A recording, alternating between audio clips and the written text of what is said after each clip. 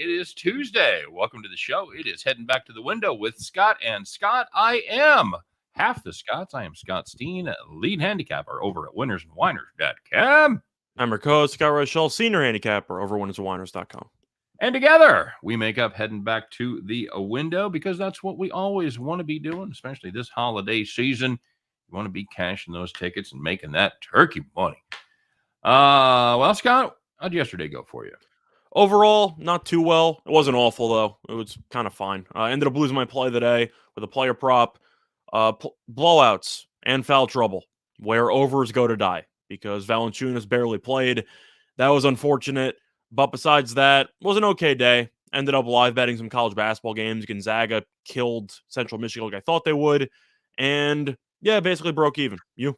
There you go. Eric Stiles says, let's get it tonight. We're ready. Oh, and I won my fantasy football matchup, so it could be worse. Oh, God, I almost forgot how much I cared about that. You didn't, but yes, how my day was. It definitely helped my night. Okay, well, that's fantastic. T-Train in the house. Nathan Cerna is joining us as usual. Good to have you guys around. And we'll have a pretty big announcement here in just a minute when we have a few more people joining us. But yeah, for now, my day was okay. It was I could have used another field goal by Tampa Bay. I'll tell you that much. And I could have used a little bit of offense from the New York Giants. I really thought we'd get a little more, Scott. I tried to thread the needle, as I told you before the show. I tried to take the Giants plus the points, and I tried to take Tampa Bay team total over. Well, I forgot what the Giants have, like 0 points in the final 2.5 quarters. Yeah, pretty much. Pretty much the same as Tampa Bay had, as they had an opportunity there to. They were 7 points short with a quarter and a half left, and they scored 3 more points the rest of the way. So. Am I wrong for thinking that they might have kicked the field goal on that final drive before going forward with Blaine Gabbert? I really thought they might have sent out the kicking unit. Yeah, absolutely. Big X is here. What's up, Big X? Matthew Torvik is in the house. Cost Jason Garrett his job. Well, no shit. I'll tell you what. Freddie Kitchens, time to shine. Me and the teams that I follow and the teams that I bet on have killed some coaches this year, Scott. K-State killed 2 of them. Mizzou killed Dan Mullen. And now I had my money on the New York Giants, and they've killed Jason Garrett. Fuck it. You're welcome, everybody. Joe Judge, though, still around. Joe Judge, still around. Nathan Cerna went 5-0 on his teaser. Nice one. Had Duke, LSU, Bucks, and the Hawks, and the Celtics. Cha-chingy. All right, nicely done. The Citadel confused me because they slowed it down to a crawl the first couple of games, and then I look up, and they have 90-something points with about 5 minutes to go in the first half. And that game landed 180 or whatever it was. Something. Coach collapsed about 2 minutes into the game, so the whole scenario was very weird. But I'm hoping the Citadel's back to playing up tempo, but they lost, so maybe. JC Stone said Antelope's playing without their stud point guard last night. Yep, that was absolutely true. That definitely hurt them. They finally got down. Tied at home with 4 to go. You know, there were 3. And they were 3 up with about 8 minutes left. Maybe 6 minutes left. They had a shot. They just couldn't get that one last big run, that 12-4 run that puts them up double digits where they can hang on. I thought they got good shots the entire first half. They just couldn't make anything. Yeah, absolutely true. All right, so man, a lot of tournaments, a lot of games, a lot of opportunities, and again, we had to narrow it down. So that's right. Then they fired Luke Bolton got fired 2 days ago or so, but I actually had money fading him in his final game, so I take partial credit for him being fired. Yeah, if I'd have bet on him, and they would have. That's fair enough. All right, let's do it, Scott. Let's find out who took it in the rump last night. Who had those bad breaks go against him in today's edition of Called the Caps. All right, my friend, let's get it kicked off with a little NCAA basketball action. We talked about this team. My God, this team is so bad. Evansville plus 4.5 against Rice. Took them 3 overtimes to break your heart, did the Purple Aces, but they eventually did break your heart. They end up losing by 5. If you had the Purple Aces plus 4.5, you got hooked. Time to call the cops. And looking at the second one, if you had Texas A&M first half money line at around plus 110 against Wisconsin, you led by 13 points with less than 5 minutes to go in the first half. Wisconsin then went on a 15-1 run over the final 4 minutes and 45 seconds. Aggies trailed by 1 at halftime. Brutal. Absolutely brutal. And finally, if you had Cal Poly and Nickel State under 134, you were looking great at halftime. 48 points in the first half, landed 124 after regulation. Oh, shit, it's an even number. Does that? Yep, that's exactly what it means. 62-62. And they didn't. It's one of those things like, well, maybe they could have a slow overtime and they'd, miss some shit. No, 23 points in overtime. Suck a bag of dicks. You're done. If you had Cal Poly Nickel State under 134, woo-hoo, baby. Call them cops. I'm sure there's a couple more we were omiting because you had so many games yesterday, but those were 3 in college basketball that just jumped off the page. Yeah, we could have done it. We could have done a cop show. We could have called it Cops. No, wait. I'm sorry. That's taken. Hey, quick reminder to everybody. Couple of things. Please don't forget to smash that like button. Don't forget to subscribe to our channel if you haven't done so already. Check us out on podcast form if you're out and about. You need to listen to us on the go. And please, for God's sakes, for the love of God, listen to Just Parlays over there with Chris King, the king of parlays, 1:30 p.m. Eastern time, right over there on the WWSBN. Yeah, the Winners and Whiners Sports Betting Network. That's right, guys. You heard it here first. And finally, a quick word about this week's shows. All I can tell you guys, tune in tomorrow because we are going to put 3 days worth of shows into one day. Scott and I are going to marathon the fuck out of it. We're going to have our regular show, then we're going to do our college show, and then we're going to do our NFL show, and then I'm going to go ham on some Thanksgiving food, and I'm gonna need a day to eat and a day to recover. That's ironic, right? That's right. They're going ham on turkey. That's right. I'm going ham on turkey. So Scott and I have a rare couple of days off. When I say a couple of days off, of course, Scott's still writing his articles, doing his videos. I'll still be doing my regular videos and my premium videos. So days off is a relative term. But anyway, for Thursday and Friday, we will not be here in this regular spot. Please tune in tomorrow as you're bebopping around and doing your stuff, and we will be doing a big one. You ready? Yeah, looking forward to it. Strapped in? Should be fun. I'm not ready yet. I'll be ready for tomorrow. Yep. JR Black's in the house. Y'all beast mode. There you go. Suck a bag of D. I don't pull that one out very often, Nathan.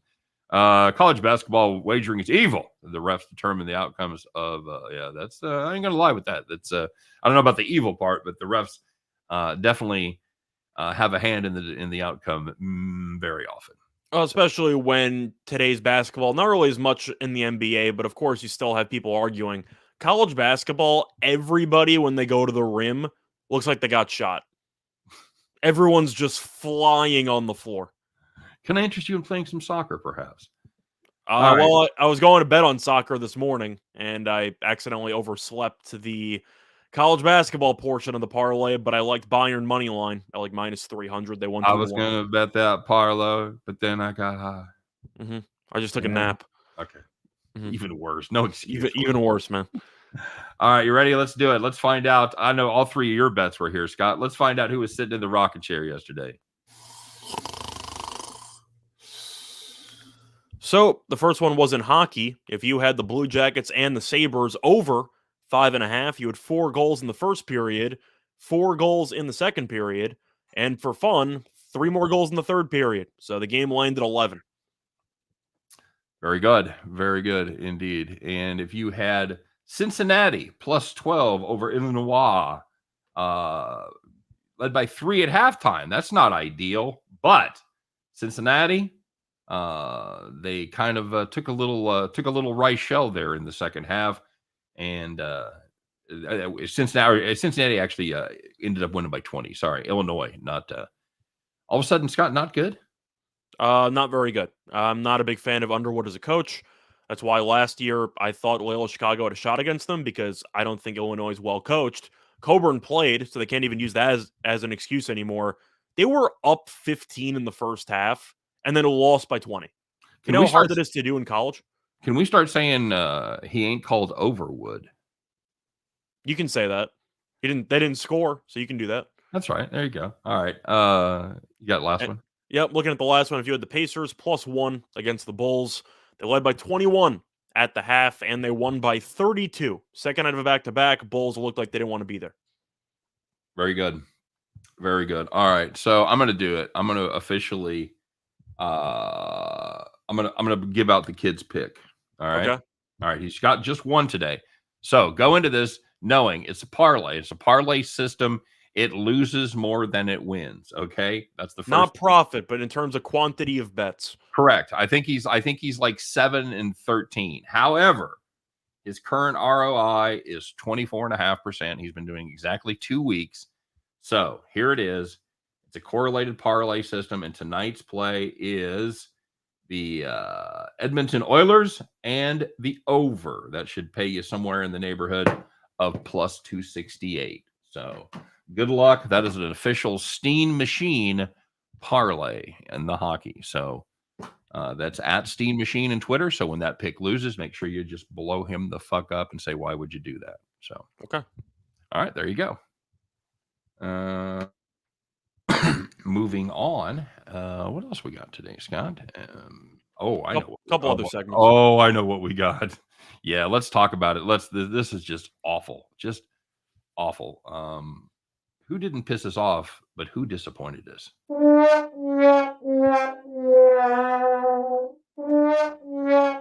right, that's enough of that. I got to tell you, I saw this score at halftime, and I thought there was something wrong. I thought they forgot to add a quarter for one of these teams. It was brutal. Go ahead, bud. So, looking at the Magic taking on the Bucks, no Cole Anthony, so you would have figured Orlando was screwed anyway, but now they really had no shot. But the Bucks had to put the line somewhere. They put the Magic at +13, and unfortunately, that's what they needed, arguably, in the first 10 minutes, because they trailed by 41 points at halftime, and they lost the game by 31. So I know that they were supposed to lose. The Bucks are starting to play better. Now that Middleton's back, they're basically healthy again. The Magic are one of the worst teams in the league. You're down 41 points at the half. I'm just disappointed. I want to talk to you about the offensive production of the Orlando Magic last night. Is that also a little bit ironical because they don't have any offense? Yes, they were. Is this team offensive? Yes, they were very offensive yesterday. They scored 16 in the first quarter, 20 in the second quarter, 20 in the third quarter, and then they finished with 36 to get to a respectable sort of 92. Good God, Scott, 36 at halftime. Come on. Well, that's the thing. Cole Anthony's their leading scorer. He didn't play, but he's also their leading scorer because he just shoots more than everybody else. I don't know if Cole Anthony's an efficient player, but he at least is not afraid to take shots. The issue with Orlando is when you're rolling out two centers with Bamba and with Carter, your spacing is going to be a mess. Yes. And it seems like Orlando constantly just has no room to operate, or their players aren't really good enough to operate on their own, and it might be a little bit of both. Yep. I don't really like Mo Bamba. Not a fan. Bamba, I think, is I don't think he should be starting. I think he's a bench big man. Wasn't a fan of Texas. Not a fan now. So okay. All right. Speaking of the NBA, let's find out. Oddsmakers were drinking yesterday, Scott, and man, I think they got hammered on this one. Let's find out why the Oddsmakers were drunk. Now, if you listen to our show on a regular basis, you know one of our favorite things to do is fade the New Orleans Pelicans. Why? Well, because they're terrible. They went into last night's game with a 3-15 record, playing the Timberwolves. Okay, Timberwolves, not a great team, we'll admit that. But however, not New Orleans. Scott, can you tell me why the Timberwolves were just a 3-point favorite? Can I tell you why? Yeah, tell me why. Because New Orleans won their last 2 home games, I guess. I don't really know. Yeah. Well, it came out about like you might expect. 3-point favorites. T-Wolves win that one by 14. There you go. They were up 20-something in the third quarter, but I'm actually annoyed at myself because I took a prop in that game. I was going to take Minnesota -2 on the overnight, and I just looked at it, and I really thought it was an okie doke. I just couldn't get past it, where the odds makers were so drunk they've got that a I line thought on that they were insanely sober. half But the it turns out I was T-Wolves wrong. team is going to sit, going to take the night off, and Every now and then you'll find a line like that in the NBA where it doesn't make any sense. So you think the odds makers might be the most brilliant people in the room, and it turns out they were just asleep at the wheel. just hammered, just hammered. So My bad on that one. I should have trusted my instincts, but still, Pelicans not a good team. Neither are the Rockets, by the way. 15 straight losses for Houston. Impressive. So yes, in retrospect, the Pelicans were a short dog, and Houston was on the road, but yet we played Grand Canyon. So Houston was a double-digit underdog. Then Jaylen Brown was announced that he was going to play right before the game. I actually almost took the team total under for the Rockets as well, which I ended up not doing. That Boston defense really good. Houston's still 0 at home. I mean, on the road. They can't win a road game to save their lives. And they can't cover. Yeah. Very good. Quick reminder there. Listen to just parlays. I got a hard time yesterday. Chris was busting my balls a little bit for not putting the banner up. So there's the banner, everybody. Check it out. And in fairness, he is hot. All right. So let's take a look and see what we got here. Cincinnati comes back to earth today. Arkansas -5. I don't mind that. Arkansas looked okay. I think Arkansas is good. I still don't know what to think of that Northern Iowa game because they came back, they covered from that miraculous game where they were down 1 and somehow covered 12.5 with 3 minutes to go. It was a crazy run there. This Cincinnati team, they play really good defense. And Arkansas, I do think, of course, wants to push the pace. Cincinnati doesn't. But if you're expecting a letdown spot after such a huge win against a ranked team, I do think you can expect Cincinnati to struggle. I'm probably going to pass on that game. What, Arkansas's huge win over Kansas State? That's not due for a letdown spot. You make an argument that the second half was nap time. They had their letdown spot in the second half. Brandon Zerfa, Chaminade, baby. Yeah, I believe we both liked Chaminade yesterday, plus the points against Oregon. It's always a fun thing, I don't know when we stop piling on Oregon. We talked about Oregon in a bounce back spot today, but I like Oregon. I think Oregon's in a good spot today. St. Mary's had the late game against Notre Dame last night, barely won. I don't think Notre Dame's very good, but Oregon still has talent. It's 2.5. That spread does seem a bit low. Agreed. Here's another one that I think is a little bit low at the end of the day. It's Jacob Houston wants to know about his namesake -7.5 over Wisconsin. I'm fading the Cheddarheads there, Scott. I think this Houston team's really good. I don't know if I can take it now. I loved it when the line opened at 5. Yeah. And my dad also was telling me, Wisconsin came back and won. He texts me about my college teams every now and then. I'm like, yeah, it's a good win, whatever. He's like, Houston's going to kill this team. He's like, I was watching this Houston team. Wisconsin's screwed. I'm like, yeah, I think you're right about that one. So my dad likes Houston by about 40. Wisconsin's not going to score. That's the issue you have. They had a great comeback against A&M. I'm talking about Wisconsin. After that first half, we talked about it on Call the Cops. But the issue that you have is that Houston has the rebounding edge. They have the rim protection edge. And athletically, they are so much more gifted than Wisconsin. I'm expecting Wisconsin to struggle to reach 55 points. Yeah, I wouldn't be surprised by that at all. Tony Starks likes the Heat, Clippers, and the Ball State money line tonight. But what's Buffalo playing for? Nothing.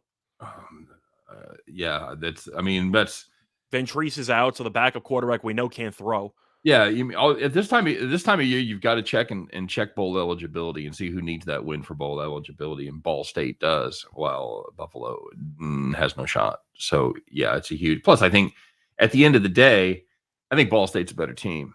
Yeah, they are. Ball State struggled down the stretch, but you're looking at Buffalo. This team has been trying to give the same rah-rah speech for the last couple of weeks. They haven't won. It's not working. I don't think their coach is very good. So I got to go with Ball State because this team still has senior night. This team, most of the players from last year's team did win the championship last year in the MAC. So I do think they're going to want to send them off on a high note. I'm assuming you agree with that. I do think Ball State should be pretty amped up for this game. Yeah, I agree. And Ball State has been a team that doesn't do a great job with the number. And they're also a team that doesn't necessarily run the ball all that well, but against this Buffalo defense, they should be able to have success. As Buffalo rush defense is awful. Gave up 308 to Northern Illinois last week. So I see somebody ask me about North Carolina and basketball because they're laying about 23.5 tonight. I'm not laying that with North Carolina. Now, even though I went to Wisconsin, North Carolina is my favorite college basketball team, but I watched them play a little bit against Brown, a little bit against Charleston. It's the same team as last year. They got a couple of big men. None of them really have much touch, and the guard play is mediocre at best, and I don't think they're very good. Now, they lost to Tennessee. They lost to Purdue. Those two teams are good. They're ranked teams. I'm not going to roast them too hard for losing that, but favored by 23.5 when your guard play is not good and you're an atrocious free throw shooting team is not ideal for me. I can't lay 23.5 with North Carolina. You? No. I do you think you're 23.5 points better than anybody? Yeah, I do, but it's a pretty If they short play Central Michigan, then I'll look into it. But right. There's not many teams. North Carolina, if you're going to be up by a ton in the second half and you're in the double bonus with 8 minutes to go, but you can't hit a damn free throw, then what's the point? Right. Jacob wants to know about the Western Michigan Northern Illinois game. You and I talked a little bit about this before the show. This is a game where I like Northern Illinois getting points. Now, what is baked into here, and I'm not sure I'm buying this narrative. I just mentioned the narrative before it went on air because it's the only thing that makes sense. Yeah, and it is. It seems to be baked into this line because you would think Northern Illinois, that's already won the West. They're headed to the MAC championship game next week. You would think they would be a favorite over a Western Michigan team that's just 6-5 on the season. But what is anticipated by some is Northern Illinois to kind of take their foot off the gas, at least in the second half, and pull some players and save them for next week's game, championship game against whoever that may be. So for me, I still like Northern Illinois in this spot. This is a team that just runs the football extremely well, especially at home. Western Michigan has been an underachieving squad pretty much the entire season. They saw last week what a team that's able to run the football can do, as Eastern Michigan just gashed them. I like Northern Illinois catching the points here. I was tempted to, but I do kind of question the odds makers on this one because money has come in on Western Michigan. I've even seen 4 in some spots. Yep. So I'm actually going to not take the side because that does seem a little bit just jarring with the amount of line movement that I've seen. I think if you want Northern Illinois, take the first half if you think there's a chance that the starters get benched late in the game. I don't really like the overall number in this spot, so I'm going to stay away from it. But as you know, my play of the day is on the total, and that line has moved. So hopefully that cashes. But I do think they'll win my play a factor. I do think that you'll see Northern Illinois maybe pull Lombardi in the third, fourth quarter, or maybe just a lot of conservative play calling. But when you have a conference title game up next, the main goal is to stay healthy in the regular season finale. And I do think that could potentially play a factor into this number. I just don't know how they tank on senior night. I mean, I guess it's certainly possible, but Scott Nowak is here. First time chiming in. Good to see you, Scott. I've seen you in the comment section on the videos before, so good to have you here live in person. St. John's over 154. Golden. I have a hard time taking unders with St. John's because, as I said earlier in the year, with their style with Anderson as the coach, they full court press, or they try to press the majority of the time. They're very, very, let's just say, confident with their shots. Let's put it that way. They might not be good shots, but they'll take it quickly. So I don't mind that. The question is, do you think St. Francis provides any offense of any kind? I think if they score 70, 60, I'd say 65, you should be fine. The question is, do they get there? You? Yeah, and that is the question there. It's not about St. John's. It's about how many they're gonna allow. St. John's has really never been a good team to put it to bad opposition. Now, Mississippi Valley State's a separate case because we could put it to Mississippi Valley State. But St. John's in the past has struggled to really blow teams out. They kind of play with their food a little bit. I would not be surprised to see St. Francis get some success offensively in this game, maybe scoring 70. And if that happens, I have to agree with you. I think it's going over. One of the biggest spreads of the night. Somebody asked us about the Uno Texas Tech game. Tech by about 30 in this one. God, this Omaha team. Omaha. They're awful. But you know what? They covered against K State. They covered against Ball State. Texas Tech. I have no interest in laying 30. I'm not getting involved. Texas Tech plays with their food. They're 21.5 North Florida, didn't cover. 26 to Grambling, pushed. 23.5 they covered against Prairie View A&M, and then the dreaded IW, Incarnate Word, 28.5 they don't cover that. So the two monsters they haven't covered. So I'm not getting involved in 30 points. I like this Tech team and I hate this Uno team, but fucking weird shit happens around 30 points. So I'm just not sure what the actual motivation is to run up the score on this team. I think you'll see Tech go up 20 something, arguably in the first half. Right. But then you're going to empty out the entire bench. Yep. Texas Tech isn't exactly a team that is elite offensively. They're not bad, but I think we can agree that even though Beard is no longer there, this team still prides itself on its defense, and I think you'll see a relatively low-scoring game. I have a hard time laying 30 with a team that might only score, 75? 80? Yeah. I have a hard time laying that. Just, you see all the guys out for Islanders. Yeah, they're missing a bunch of COVID guys. Char is now out, which might be addition by subtraction because he's terrible. Char is so bad at this stage in his career.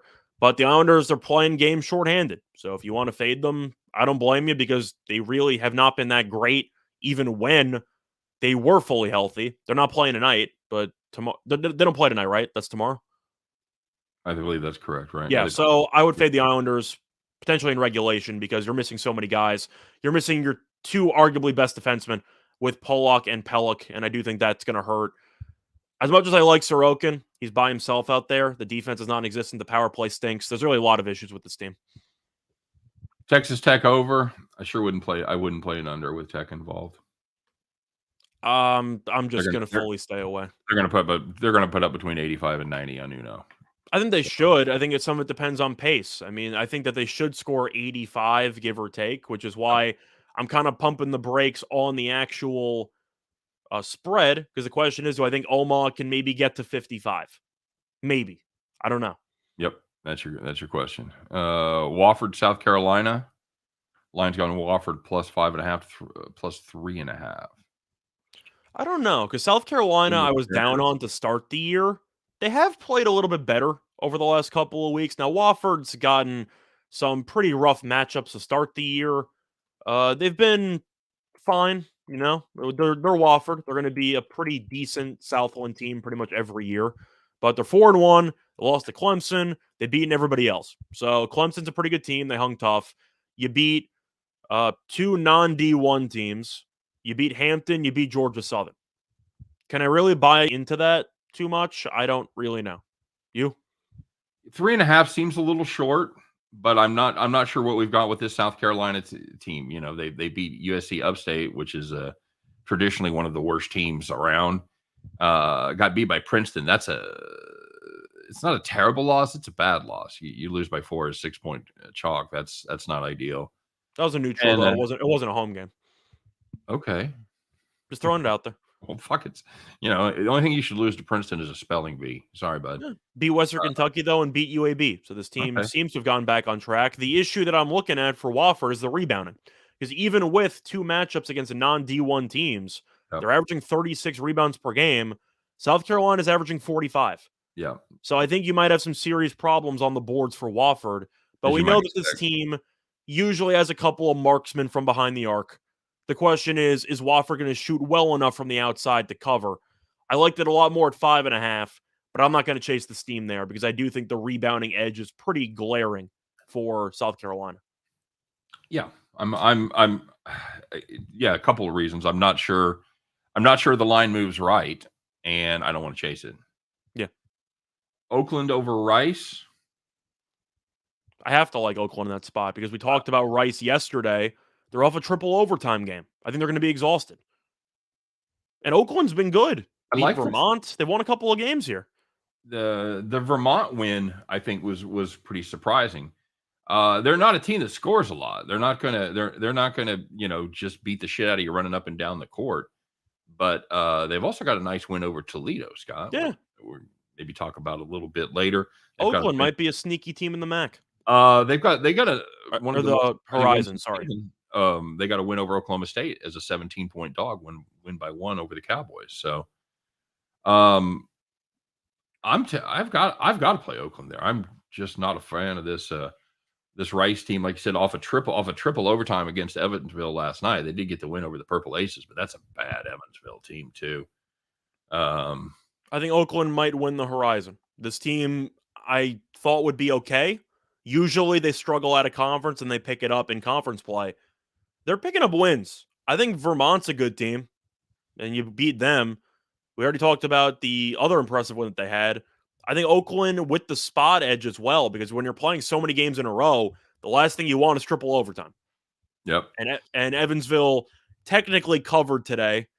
They did not play well against Vermont. They lost the game, but I do think that Rice is going to struggle. This line does seem a bit too low. Stephen F. Austin against Buffalo. We talked about this game before. Mm-hmm. Before we went on air, at least. Yeah. I'm going with Buffalo. Okay. I think this is a good team. St. Francis is a team that is usually... not Austin. Sorry. What? I said Stephen F. Austin. I saw the SFA. It's St. Francis. Sorry. No, it's Stephen F. Austin. Oh, okay. Oh, yeah, you're talking about right. That's why he threw me off. Yeah, but I'm going with Buffalo. I'm not going to roast Buffalo for losing in Michigan and covering. You know, they hung tough. They're an experienced team. St. Francis is one of the best teams in their conference every year, but it's also one of the weaker conferences that there are in all of D1 basketball. I think Buffalo is the more talented team. I think Buffalo in basketball is a lot better than Buffalo in football. I'll take the Bulls. You? That's solid logic right there. Yeah, I kind of lean the other way in this one. So I don't know. Here's another one we talked about just how bad the Central Michigan team with Bellarmine tonight. Bellarmine. I like Bellarmine tonight. Bellarmine laying 6.5, and you always talk about their unique offense. Scott, they score 60.5 points a game. Tell us how they're unique. What do they do? There's actually a great YouTube video that came out a couple of weeks ago breaking down their offense. They are pretty much a pass-only offense. They barely dribble.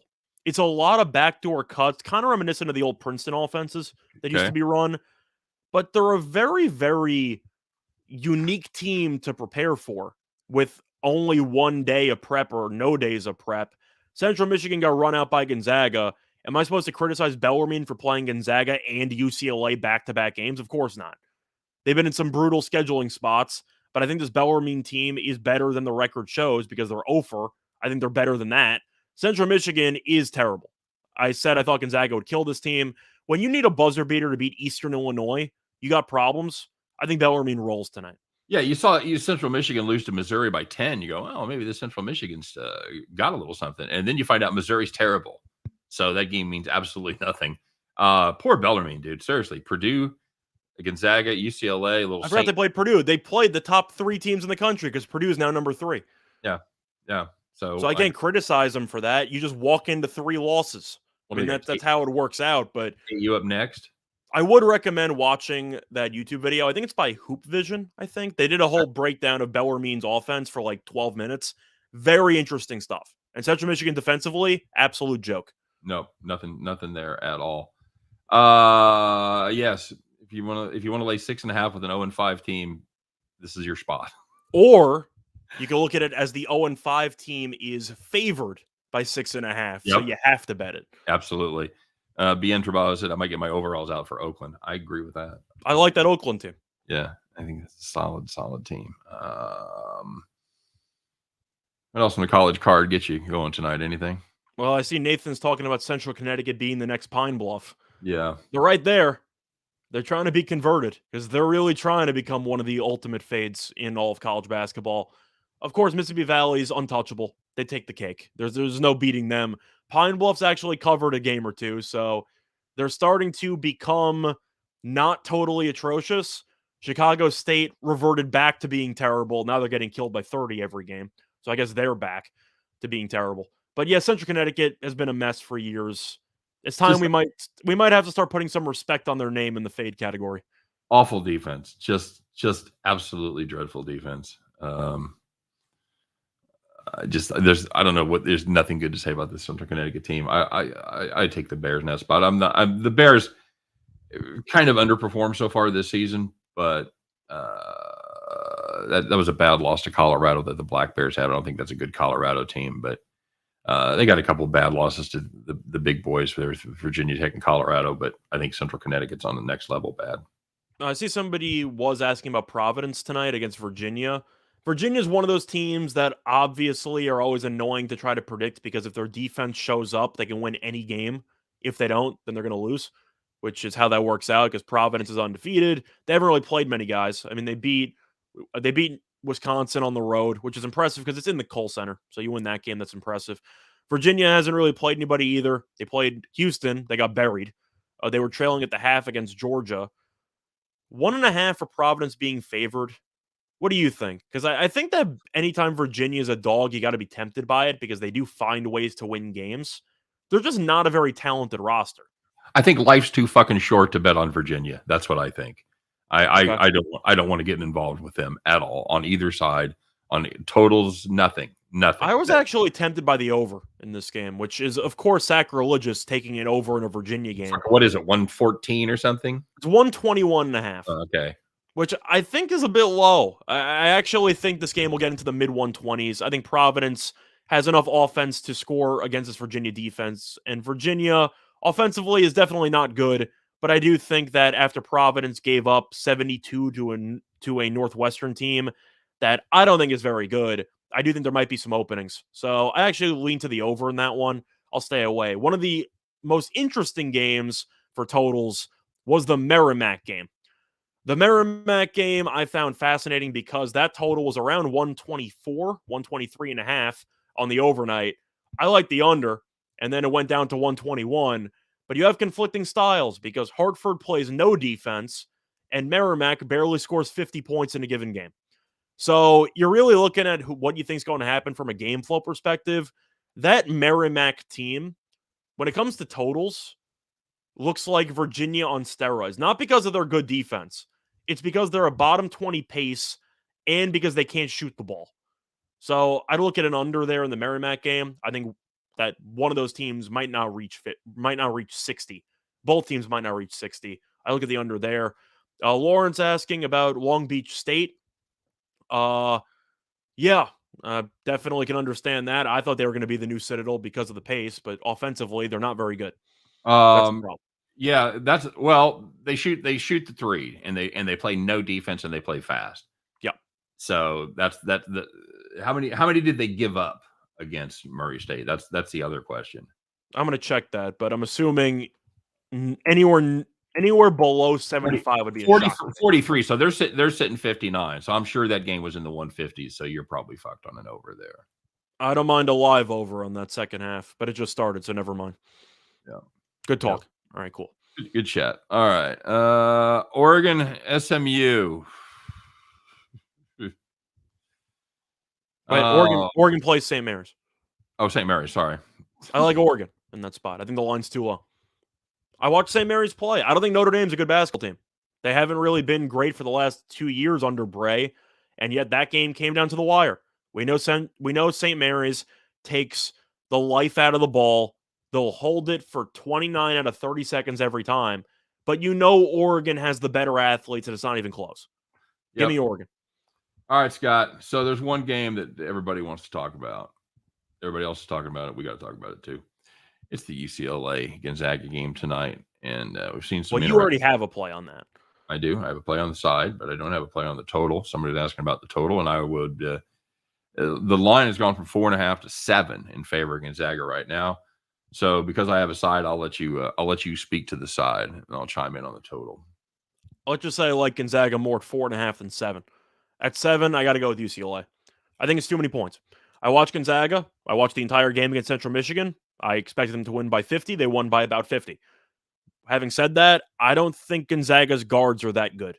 I think the big men are solid, of course. They got Timmy and Holmgren, probably the best front court in the entire country. The guards really didn't impress me. I don't think their guard play is very good, and I think UCLA has enough experience to keep this team on its toes with the backcourt. Now, Gonzaga, I think, is going to win because I think that they are the more talented team. 7 does seem pretty high for a 1v2, don't you think? I agree. I think 7 is a little tall in that game. This is a Gonzaga could still cover. I just think that it's a bit of an overreaction to the fact that Gonzaga beat Texas handily and UCLA really hasn't played many quality opponents. But is Texas that good? They barely scored against Northern Colorado. I'm not Right. sure how much I should buy into that win. Well, that's the question, and I don't know. I don't really understand why the movement, why everybody has just pounded the Zags.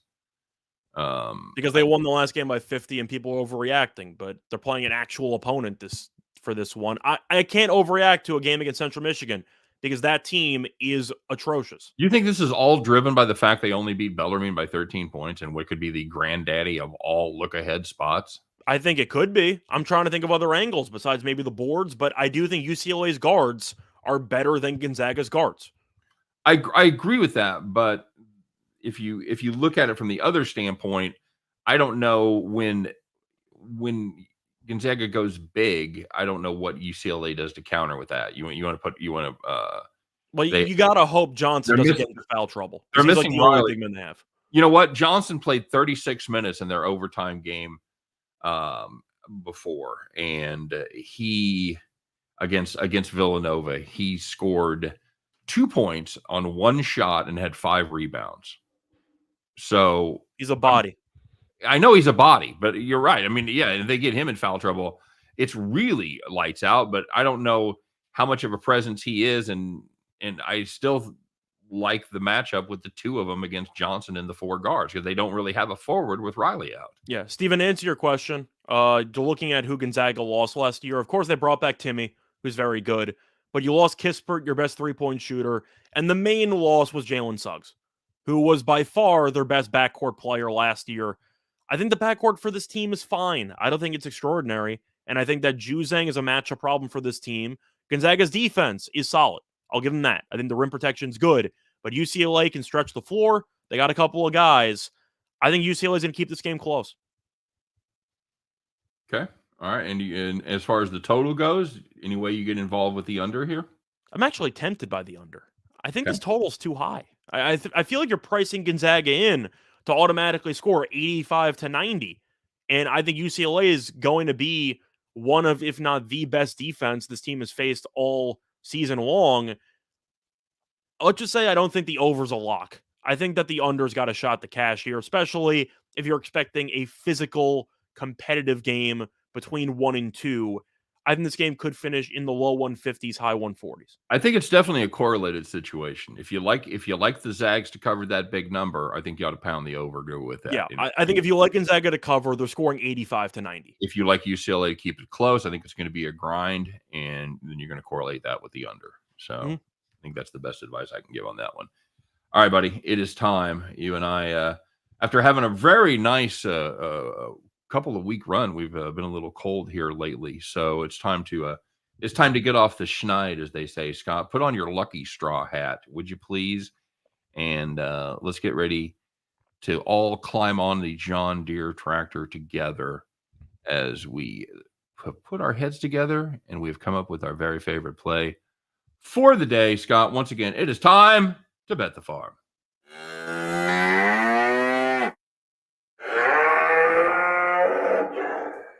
All right, my antelopes went down in flames yesterday, so it's back to you, sir. So for this one, we're going to be looking at a matchup taking place in a tournament in the Bahamas. We're looking at Toledo, -2.5 against Tulane at -110 on BetMGM. Couple reasons why we like Toledo in the spot. First of all, Toledo offensively significantly better than Tulane. Toledo ranks 49th in offensive efficiency, while Tulane ranks 179th. You also have to worry about fatigue because Tulane had to go to overtime against Drexel yesterday in the first round, while Toledo took care of business easily against Charlotte. So I do think fatigue will play a factor in the second half. Tulane also might be missing its third leading scorer, Kevin Cross, who is averaging 15 points per game and shooting 63% from the floor. So Tulane might be a bit shorthanded offensively.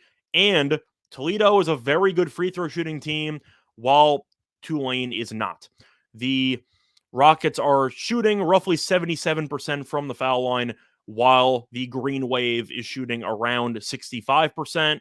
We do think that with Cross potentially out, you should see Toledo really just put the pedal to the metal. And I do think that with Cross potentially being out, or at least less than 100%. Tulane's offense will struggle to keep up. Give us Toledo -2.5 at -110 on BetMGM. There you go. And that's going to do it for our Bet the Farm play for today. Take Dim Rockets to cover the number. Once again, guys, don't forget to check out Chris King and Just Parlays, 1:30 Eastern time each and every day over there on our YouTube channel. And again, tomorrow we will be here a regular time doing a jumbo-sized Thanksgiving feast of a show as we do our regular show, our college football top 25 preview show, and our NFL show, complete with our predictions for all 3 Thanksgiving games. It should be a barrel of fun. Strap in, make yourself a drink, get comfortable. Probably off work early tomorrow. What a better way to, no better way to spend it. So go Toledo. Good luck to all of you guys. Thanks for joining us today. As always, have a great day. We'll see you next time as we head back to the window with Scott and Scott. Take care.